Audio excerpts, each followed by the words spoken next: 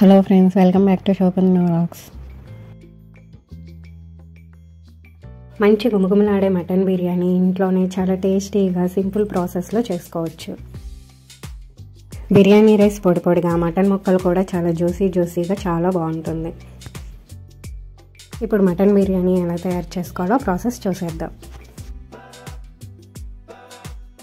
దీనికోసం ముందుగా ఆనియన్స్ని పొడవుగా కట్ చేసుకొని ఆయిల్లో డీప్ ఫ్రై చేసుకోండి.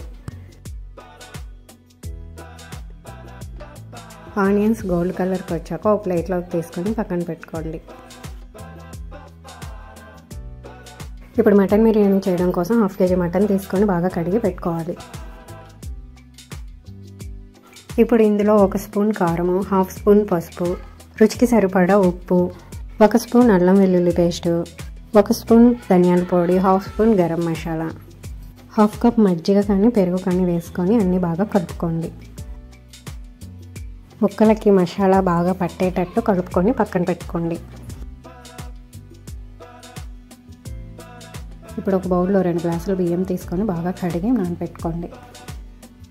ఇప్పుడు స్టవ్ వెలిగించి కుక్కర్ గిన్నె పెట్టుకుని ఆయిల్ వేసుకోండి. ఆయిల్ వేడెక్కాక బిర్యానీ దినుసులు వేసుకొని వేయించుకోండి. ఇవి వేగాక సన్నగా కట్ చేసుకున్న ఆనియన్ ముక్కలు వేసుకొని వేయించుకోవాలి.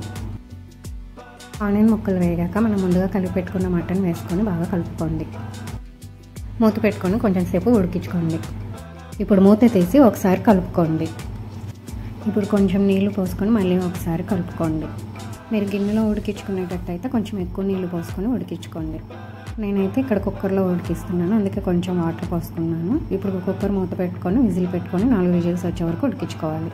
4 విజిల్స్ తర్వాత రైస్ కుక్కర్లో కుక్కర్ గిన్నె పెట్టుకొని సగం వరకు నీళ్లు తీసుకొని బిర్యానీ దినుసులు వేసుకొని నీళ్లు వేడి చేసుకోండి.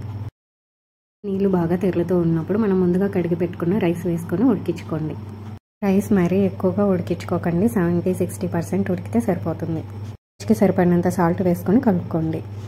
4 విజిల్స్ తర్వాత కుక్కర్లో ప్రెషర్ అంతా పోయాక విజిల్ తీసి మూత తీసుకోండి. ఇప్పుడు ఈ మటన్ని వేరే గిన్నెలోకి వేసుకోండి. కుక్కర్లోనే బిర్యానీ చేసుకునే పని అయితే కుక్కర్లోనే ఉంచుకోండి. నా కుక్కర్ గిన్నె చిన్నది, అందుకనే వేరే గిన్నెలోకి వేసుకున్నాను. ఇప్పుడు ఇందులో తరిగిన కొత్తిమీర, పుదీనా వేసుకొని కలుపుకోండి. ఇప్పుడు ఆల్మోస్ట్ 70% రైస్ కూడా ఉడికిపోయింది. దీన్ని చిల్లుల గంటితోటి కొంచెంగా తీసుకొని మటన్పై లేయర్గా వేసుకోవాలి. ఇలా రైస్ని వేసుకొని రైస్ పైన మనం ముందుగా ఫ్రై చేసి పెట్టుకున్న ఆనియన్స్ని వేసుకోండి. మళ్ళీ ఇంకో లేయర్ రైస్ వేసుకొని ఆనియన్స్ వేసుకోండి. తరిగిన కొత్తిమీర, పుదీనా వేసుకొని కలర్ కోసం సాఫ్రాన్ మిల్క్ కానీ కలర్ కలిపిన మిల్క్ కానీ వేసుకొని 2 స్పూన్లు పైన నెయ్యి వేసుకోండి. ఆవిరి బయటికి రాకుండా మూత పెట్టుకోండి. మూత గిన్నె లూజుగా ఉంటే గోధుమ పిండి కలుపుకొని మూత చుట్టూ పెట్టుకోండి. ఇప్పుడు 15-20 నిమిషాలు దమ్ పెట్టుకోవాలి. 20 నిమిషాల తర్వాత మూత తీసి చూస్తే గుమగుమలాడే మటన్ బిర్యానీ రెడీ అయిపోయింది. ఈ విధంగా రైస్ అంతా అడుగు వరకు బాగా జాగ్రత్తగా కలుపుకోండి.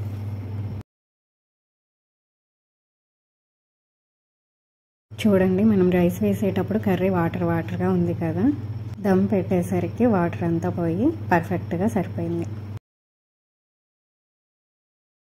అంతే అండి, ఎంతో టేస్టీగా ఉండే మటన్ బిర్యానీ ఇలా ఇంట్లోనే సింపుల్గా తయారు చేసుకోండి.